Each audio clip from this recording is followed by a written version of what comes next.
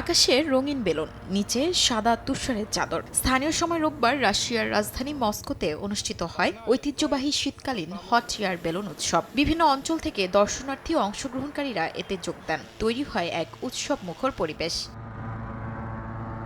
যাত্রী বহনকারী মোট ৩০টি হট এয়ার বেলুন এবছর উৎসবে অংশ নেয়। আয়োজকদের মতে প্রায় ৯০০ মিটার উচ্চতায় উঠেও যাত্রীরা ঠান্ডায় ভয় পান না।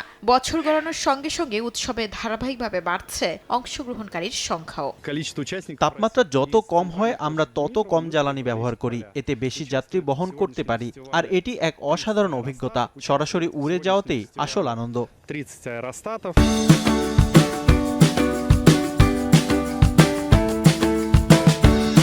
শীতের বাতাস ঠান্ডা, ঘন ও স্থিতিশীল হওয়ায় এয়ার বেলুনের উড্ডয়ন তুলনামূলক সহজ হয়, আর ঘন তুষারের স্তর এ আবরণকে আরও মসৃণ করে।